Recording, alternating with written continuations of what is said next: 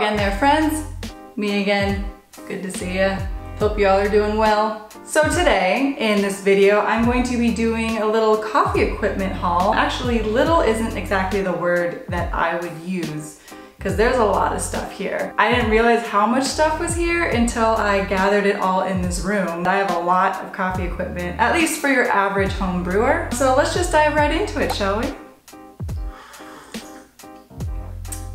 First things first. So the first thing I'm going to show you guys are my pour overs. First up, I probably shouldn't throw that in the air. That was a very risky move. This is a V60 made by Hario. These are super popular and I absolutely love this pour over. This is probably one of my favorite pour overs that I have. It is made of porcelain, which doesn't really affect the flavors of your coffee, which ideally we all want. Moving along. So next I have this Ovalware RJ3 pour over maker. And it kind of looks like a V60 and a Chemex had a little glass baby, don't you think? What I love about this one is it has a metal filter, so if you're big on not creating a bunch of waste when you make coffee, boom, you just wash the filter and that's it. You don't have to throw away a bunch of paper. Also, there's this glass insert. I don't know if you can see, but it's got little measurements here. So one serving equals 22 grams of coffee. So I think that's really cool that you can just throw your beans in here if you don't have a scale, and then you can just eyeball it by using this. So next we have OXO. It's got a nice little cover to keep your coffee hot, but also it's got the little ticks on the side to help you with measurements and holes on the bottom. And then once you put your filter in here, there is a hole at the bottom of there, so you can just place this over your cup as you're doing your pour over.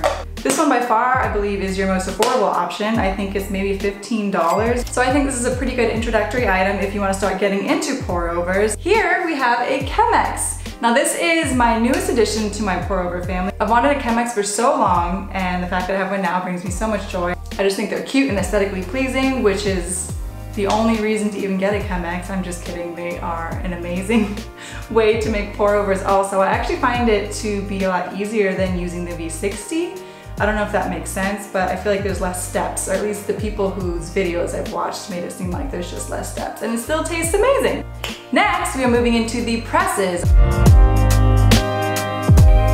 Now, I don't know if that's exactly the professional title that you would give these items, but I like to think of myself as bridging the gap between the beginner and not the professional. That being said, onto the presses. Here we have a deconstructed Aeropress. I actually just used it to make my delicious coffee. I'm super into Aeropresses right now because I feel like I finally found like the sweet spot of exactly how I want my coffee. And so I'll do the Aeropress, and then I'll have a little bit of oat milk in it, and then I'll use about a medium blend of coffee, and it's just perfection. Next, we have something that a lot of you probably already use as far as manual brewing goes, and that is a French press. Now this beautiful French press is from a brand called Lafeeca, and I absolutely love this color because I haven't seen one like it. And this is definitely one of the best French presses that I've had. I broke mine when I moved and I was super sad, so replacing it with this was really just a step up. Carry on. Carry on my wayward son. The weather's starting to get a lot warmer, which means it's cold brew season, or at least almost cold brew season, or for some of you, it's always cold brew season. But this right here was my introduction to cold brew.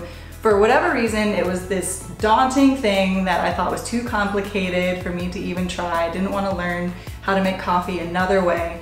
But once I got this, honestly, it was my go-to over the spring and summer. So this we have here is another Ovalware product. It's RJ3. If it's about 4 cups of cold brew, you can make a concentrate, or you can just make regular cold brew. And then you take the metal middle part out, and then you've got your cold brew. And then you can keep it in your fridge for up to 2 weeks. It's the perfect size. Also, I'm going to link everything in the description box below, so if you like any of these items that I have, you'll know exactly where to get them. Now we're moving on to kettles. So this right here is the best and my first electric kettle that I've ever had, so I guess I'm a bit biased. But this is the OXO temperature kettle, and it is amazing. I would be lying if I didn't say that I use this thing every single day, multiple times a day. I love that you can choose the temperature of the water. It keeps the water hot for 30 minutes. I love the size. And I actually have never taken this out, but they have a little insert here for those of you who want to brew tea in it as well. But this is, oh, yes. So the next kettle I have is a pour-over kettle with a temperature thermometer. This also is an Ovalware item. I love the gooseneck kettles. I think it just makes pouring easy and fun. It's got a really great design to it. And yeah, and here's one of my other favorites. It's actually still warm with a little bit of water in it. Referencing my perfectly made Aeropress back there. During this whole quarantine, I've honestly found that waking up in the morning and making an Aeropress and then using my kettle has just been a nice little therapeutic way to start my morning. The water comes out so smooth. I love the weighted handle. This also has a temperature gauge on it, so you can keep track of when you want to stop the boiling process. But honestly, Fellow products are my absolute favorite, and I want everything that they have. Moving on. Now all these methods, and we're gonna have to weigh our coffee. So here I have the Acaia scale. I don't feel worthy of this scale. We're not worthy! We're not worthy! Because it does so much that I haven't even learned yet.